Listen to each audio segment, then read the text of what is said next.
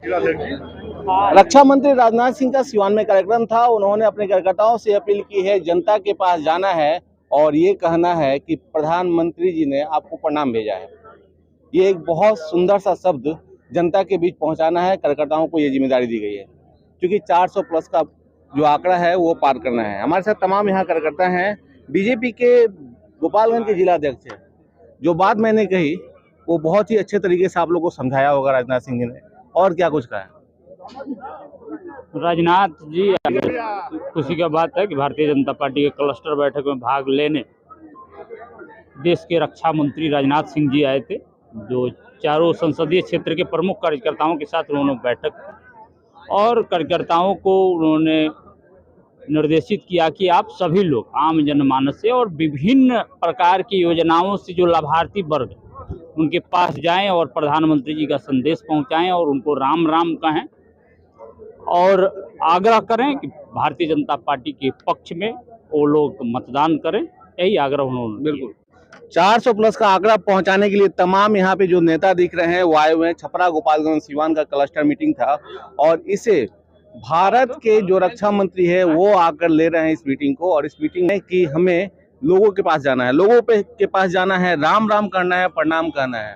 आप युवा कार्यकर्ता हैं, जनता कितनी आकर्षित होगी इस शब्दों से?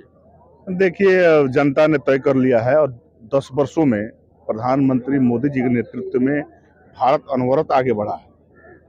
आपने देखा होगा कि विकास के क्षेत्र में हम आगे हैं। तो राजनाथ सिंह जी का साफ ये बयान था कि जो लाभार्थी जिन्होंने किसी न किसी रूप में प्रधानमंत्री मोदी जी की योजना जो लाभान्वित हुए हैं उन कार्यकर्ताओं के पास जाना है और मोदी जी का प्रणाम बोलना है। सभी कार्यकर्ता इसलिए लगे हैं। बूथ को सशक्त बनाने के लिए भी राजनाथ सिंह जी का आह्वान हुआ कार्यकर्ताओं के साथ। आगामी चुनाव को लेके ये जो तैयारियां आप लोग की चल रही हैं, इसमें आप लोगों को क्या लगता है कि ये जो दो जिले हैं, इसमें 4 जो लोकसभा क्षेत्र हैं, इसमें कितनी आप लोग की विजय होगी? चारों लोकसभा से राष्ट्रीय जनतांत्रिक गठबंधन का प्रत्याशी जीतेगा, क्योंकि देश में नरेंद्र मोदी जी का कोई विकल्प नहीं है। विश्व भी इसको मान रहा है। विश्व के सर्वाधिक लोकप्रिय नरेंद्र मोदी जी हैं और सभी कार्यकर्ता जुट के 2024 में राष्ट्रीय जनतांत्रिक गठबंधन की सरकार को बनाएंगे।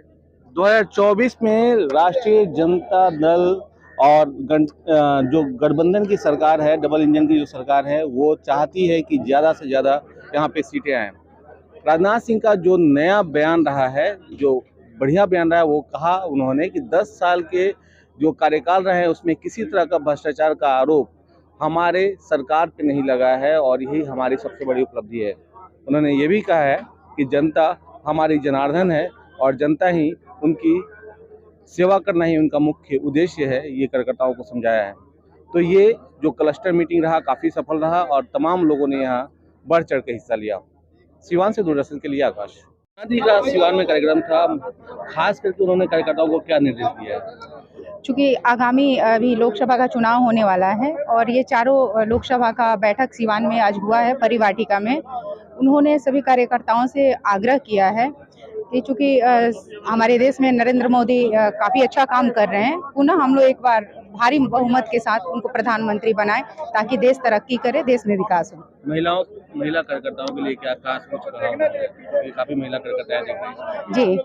उन्होंने महिलाओं को, जो आपने देखा होगा कि अभी आरक्षण दिया गया है, उस पे उन्होंने जोर दिया और आने वाले चुनाव में आपको इसका दिखेगा। आगामी चुनाव में किस तरह की भूमिका रहेगी आप महिलाओं की? हम लोग महिलाएं तो भारतीय जनता पार्टी में हमेशा सम्मान की नज़र से देखी जाती हैं और उनका काफ़ी योगदान रहता है और बढ़ चढ़ के हिस्सा भी लेती हैं और महिलाएं हमेशा से काफ़ी एक्टिव रूप से कार्य करती हैं, जनता के बीच जाती हैं, पार्टी में सक्रिय भूमिका निभाती हैं और इस बार भी मुझे लगता है कि और भी बढ़ चढ़ के महिलाएं नरेंद्र मोदी में अपना आस्था दिखाती हैं और इस बार महिलाओं का जन समर्थन सबसे ज़्यादा रहेगा। 400 प्लस का नारा पूरा करेंगे? बिल्कुल बिल्कुल। नेतृत्व में फिर सरकार बनाने का उन्होंने भारतीय जनता पार्टी के कार्यकर्ताओं को अनुरोध किया है और भारतीय जनता पार्टी के कार्यकर्ताओं ने आश्वासन दिया है कि चारों लोकसभा सीट भारतीय जनता पार्टी जीत करके फिर से 400 पार का जो नारा है, नारा ही नहीं हकीकत है, उसको नरेंद्र मोदी के सपनों को साकार करेगी और फिर से उनको प्रधानमंत्री बनाएगी। बैठक में क्या दिशा निर्देश दिया? टिकट को लेकर कोई बातें नहीं हुई और निश्चित रूप से सिवान जो संशय की स्थिति आप लोग बनाए हुए हैं, भारतीय जनता पार्टी का यहाँ कमल खिलेगा। कमल खिलेगा, लेकिन कौन उम्मीदवार होगा ये बताइए। वो तो नेतृत्व निर्णय लेगा, लेकिन कमल खिलेगा इतना तय है। राजनाथ सिंह के साथ मंगल पांडे जी साथ आता है, कहा जा रहा साहब ये सारा सीमांत कौन के खाते में जाएगा, हाँ? जदयू या बीजेपी के? नहीं, बीजेपी के खाते में रहेगा। क्या सर, आज राजनाथ सिंह के साथ मंगल पांडे जी आए हैं, ये सारा साफ साफ दिख रहा है। जदयू के जाएगा तो किसके साथ रहेंगे? राजनाथ सिंह जी राजनाथ सिंह के साथ नहीं आए।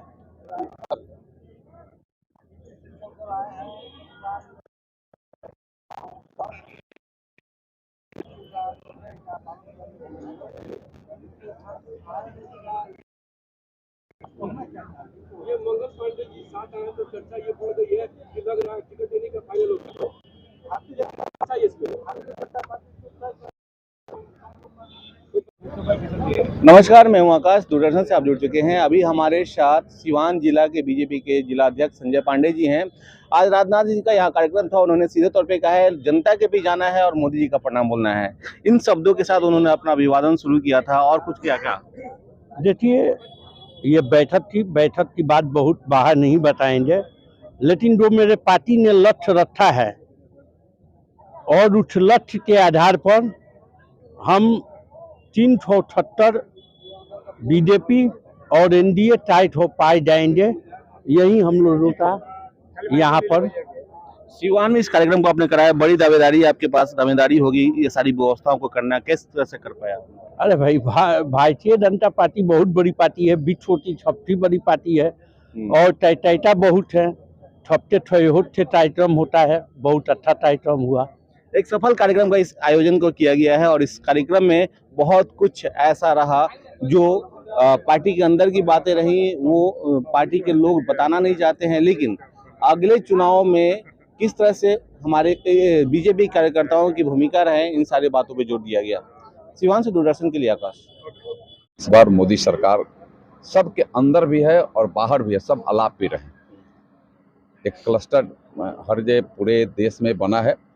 एक यह सारण का क्लस्टर भी था जहां सिवान में आज बैठक हुई 4 लोकसभा क्षेत्र के, उसके प्रमुख जो कार्यकर्ता हैं वह यहाँ आज आए थे और उन्होंने जो कहा है सही है कि आप मोदी जी ने जो 14 से लेकर के 24 के बीच में जो किया है उसके बारे में जाके जय श्री राम बोलिए, एक बार बताइए, एक बार उनके जो किए कार्य हैं, उनके जो पत्र सीधे आए हैं उनको जनता के पास तक पहुंचाइए।